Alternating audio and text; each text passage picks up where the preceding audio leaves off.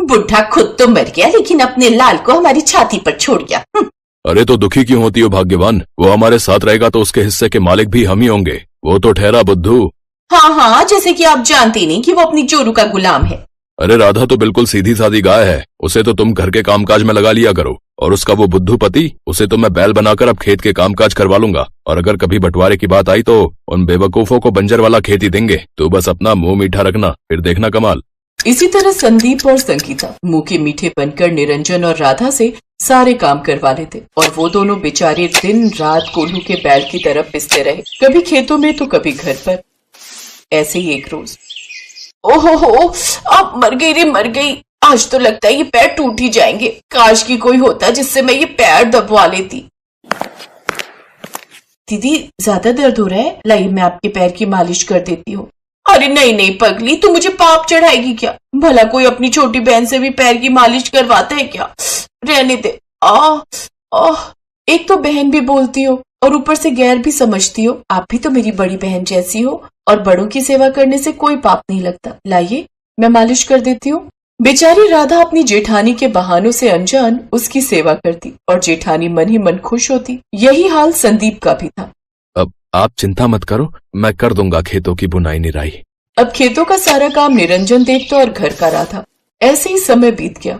एक रोज, राधा तुम्हें चक्कर कैसे आ रहे हैं? लगता है कमजोरी आ गई है। दूध नहीं पीती हो क्या?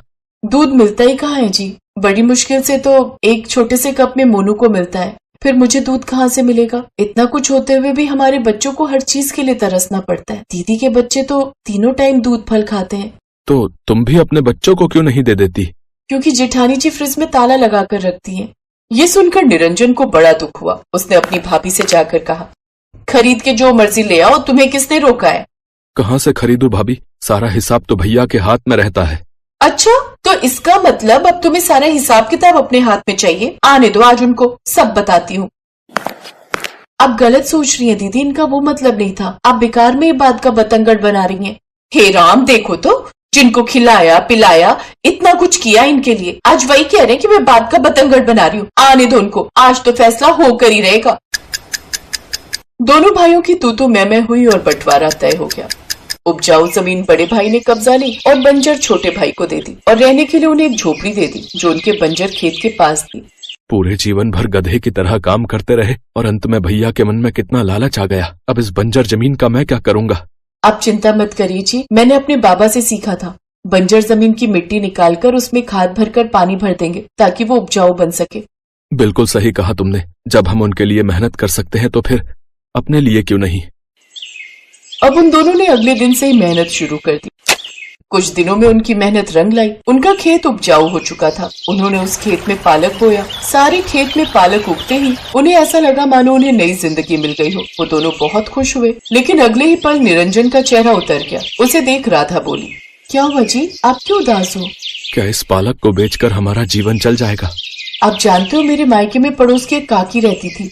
जब उसे उसके बेटों ने घर से निकाल दिया तो उसने छोटी सी क्यारी में पालक उगाकर पालक पनीर बेचना शुरू किया और आज वो महीने के लाखों कमाती है। और अब मैं भी पालक पनीर बेचूंगी। क्या पता हमारी किस्मत भी जाग जाए। आप अब जल्दी से जाकर कुछ पालक बेचकर थोड़े पैसे ले आइए और उनसे पनीर और जरूरी सामान खरीद कर लाना। तब तक मैं तैयारी करती हूँ।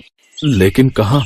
यही इसी खेत के पास ठेला लगाकर। वैसे भी चलता हुआ रोड है, सारा दिन सब चल ही रहे हैं, सारा दिन सब आते ही रहते हैं। मुझे पक्का भरोसा है हमारा काम अच्छा चलेगा। निरंजन मंडी चला गया और राधा ने सड़क किनारे बेकार पड़े ठेले को साफ करके अच्छे से चमका दिया और पालक पनीर बनाने की तैयारी करने लगी। कुछ देर बाद निरंजन सामान लेकर वहां आ गया। राधा ने झट से अंदर चूल्हे पर पालक पनीर बनाया और ठेले पर लाकर सजा दिया। साथ में नान भी बना ली और ठेले पर रखकर बेचने लगी। आओ आओ, पालक पनीर और नान खाओ, वो भी सिर्फ 40 रुपए में। पालक पनीर और नान का नाम सुनकर उसके ठेले पर लोग आने लगे, क्योंकि लोगों ने पहले तो ये सब गांव में किसी बड़े जमींदार की शादी में ही खाया था। साथ ही 40 रुपए में इतना लजीज खाना खाकर तो ग्राहक खुश होने लगे। वाह भाई, मजा ही आ गया भाई। क्या स्वादिष्ट पालक पनीर बनाया भाई, और ज्यादा महंगा भी नहीं है। सच में ऐसा लग रहा है कि किसी जो है 5 स्टार होटल का खाना खा रहे हो। हाँ, एकदम ताजे ताजे पालक की सब्जी बनाई है, स्वाद तो होगी ही काका। पहले ही दिन गरीब बहू के पालक पनीर ठेले ने खूब कमाई की। अब दोनों पति पत्नी मिलकर खूब मेहनत करते। ऐसे ही 2 साल बीत गए। अब राधा और निरंजन ने खुद का पक्का घर बना लिया और अच्छी कमाई करने लगे। अब ये बात उसके जेठ जेठानी तक भी पहुंची। अजी, सुना है वो राधा उस ठेले से खूब कमाई कर रही है, और तो और उसे तो अब शादी पार्टी के ऑर्डर भी आने लगे। जी तो चाहता है उसका खेत बंजर कर दूं। अरे अब बस भी करो, कितना बैर करोगी संगीता। जानती हो ना उनके जाने के बाद हम कहां से कहां आ गए। खेत बंजर हो गए, भैंस मर गई, मेरे पैरों में भी चोट आ गई, और तुम भी कितनी बीमार रहती हो। अगर हमने खेतों की बुआई का कर्जा नहीं चुकाया तो ये खेत भी छिन जाएंगे हमसे। हाँ, वो इस घर से क्या गए, सारी लक्ष्मी ही चली गई। अब उनके यहाँ खाने पीने के लाले पड़ गए। उनका घर बिक गया और वो फुटपाथ पर रहने लगे। राधा और निरंजन उनके पास गए। इतना कुछ हो गया और आपने हमें बताया भी नहीं। किस मुंह से बताते हमने तुम्हारे साथ कितना गलत किया। वो सब भूल जाओ दीदी, अब आप हमारे साथ हमारे घर चलो। ऊपर वाले की कृपा से अब हमारे यहाँ किसी भी चीज की कमी नहीं रही। चलिए हमारे साथ चलिए। वो उन्हें अपने साथ अपने घर लिया और अब वो सब एक साथ खुशी खुशी रहने लगे।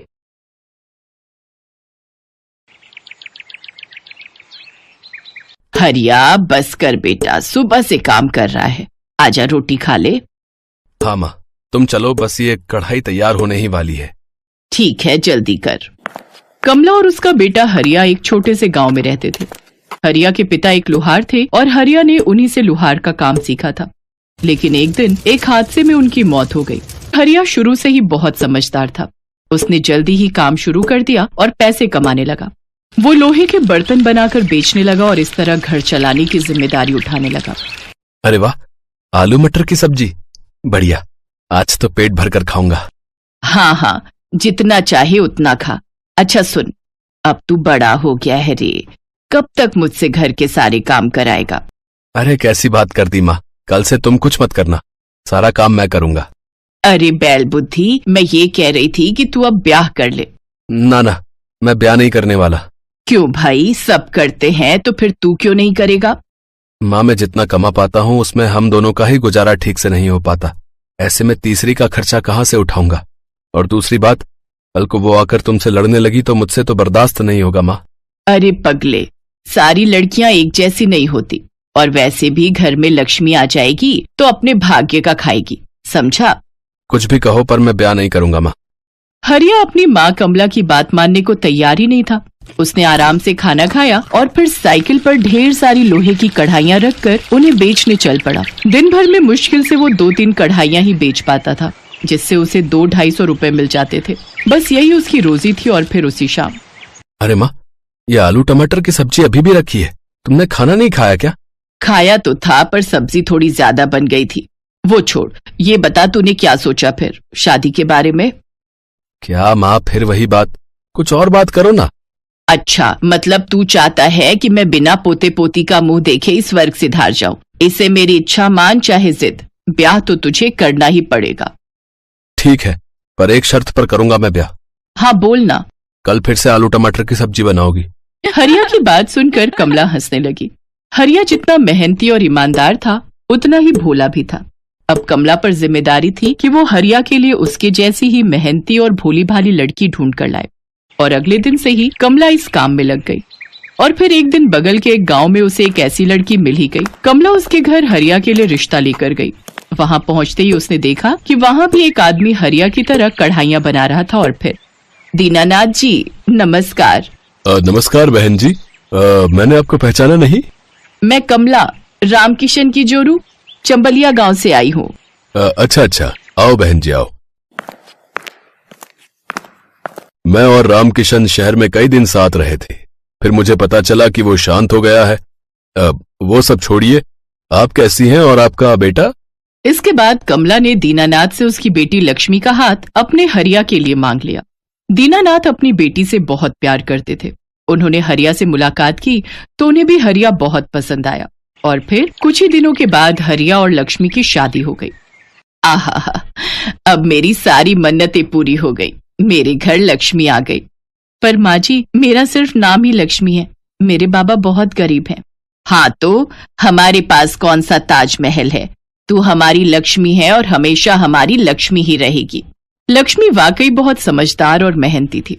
उसने जल्द ही घर का सारा काम संभाल लिया। ये देखकर हरिया को बड़ा सुकून मिलता था। फिर एक दिन, माँ जी, मैंने कभी आपको कुछ मीठा बनाते नहीं देखा। हाँ, ये बात तो तुमने ठीक कही। चलो एक काम करो, जाओ आज तुम सबके लिए सेवई बनाओ, ठीक है? ठीक है माँ जी। लक्ष्मी फौरन बाजार से दूध खरीद कर ले आई और उसे लोहे की कढ़ाई पर गर्म करने लगी। लेकिन थोड़ी ही देर में सारा दूध फट गया, क्योंकि दुकानदार ने उसे पुराना दूध दे दिया था। लक्ष्मी को बड़ा बुरा लगा, लेकिन फिर वो कुछ सोचने लगी। ये क्या हो गया? कितना महंगा आया था दूध। अब मैं क्या करूं? कुछ तो करना ही पड़ेगा। इस फटे दूध का पनीर बना लेती हूँ और फिर खाने में पनीर की सब्जी। कमला ने उस फटे हुए दूध से पनीर बनाया। अरे वाह, देखने में तो बढ़िया लग रहा है। पता नहीं इनको और माँ जी को पसंद आएगा कि नहीं। उस दिन लक्ष्मी ने बहुत प्यार से और ध्यान से पनीर की सब्जी बनाई, वो भी बिल्कुल नए तरीके से और अपनी लोहे की कढ़ाई में। फिर शाम को जब हरिया काम पर से लौटा, आ गए आप, जल्दी से हाथ मुंह धो लीजिए, आज पनीर की सब्जी बनाई है। पनीर? क्या बनाया है? मटर पनीर या शाही पनीर? ना। तो फिर पनीर टिक्का या कढ़ाई पनीर? हाँ, कढ़ाई पनीर है, मगर पनीर टिक्का की तरह। जल्दी से खाकर बताइए ना कैसा बना है। ये कहते हुए लक्ष्मी ने लोहे की कढ़ाई में बना कढ़ाई पनीर हरिया और कमला के सामने परोसा। और जैसे ही कमला और हरिया ने पहला निवाला खाया तो वो दंग रह गए। उन्होंने आज तक ऐसा कुछ नहीं खाया था। वो भर भर कर लक्ष्मी की तारीफ करने लगे और तभी दरवाजे पर दस्तक हुई। लक्ष्मी के पिता दीनानाथ आए थे। लक्ष्मी ने उन्हें भी अपना कढ़ाई पनीर खिलाया। दीनानाथ भी इस नए तरीके का कढ़ाई पनीर खाकर बहुत खुश हुए और फिर, पता है माँ जी, मैंने आज इस कढ़ाई पनीर को बनाने में बहुत मेहनत की। हाँ, वो दिख भी रहा है बहू, कमाल बनाया है तुमने। माँ जी, मैं क्या सोच रही थी, क्या मैं छोटा सा ढाबा खोलकर यही कढ़ाई पनीर बनाकर बेचूं? कैसा रहेगा? बेटी, इसमें कोई शक नहीं कि तुम्हारी सब्जी बहुत अच्छी है, पर ढाबा खोल सके उतने पैसे हमारे पास नहीं है। आप फिक्र न करें बहन जी, हम सब मिलकर लक्ष्मी की इच्छा पूरी करेंगे। आप लोगों ने मेरी लक्ष्मी को बहुत प्यार दिया है, तो उसे भी एक मौका मिलना चाहिए अपने परिवार के लिए कुछ करने का। 1 महीने के अंदर ही दोनों परिवारों ने मिलकर एक छोटा सा ढाबा खोल लिया, जहां लक्ष्मी अपना खास लोहे की कढ़ाई और भट्टी में भुना कढ़ाई पनीर बनाकर बेचने लगी। पहले ही महीने लक्ष्मी ने पूरे 20,000 रुपए कमाए और फिर बीतते वक्त के साथ लक्ष्मी के बनाए पनीर को खाने वाले भी बढ़ते गए और उसकी तरक्की भी। और इस तरह लक्ष्मी ने वाकई अपने परिवार के भाग्य खोल दिए।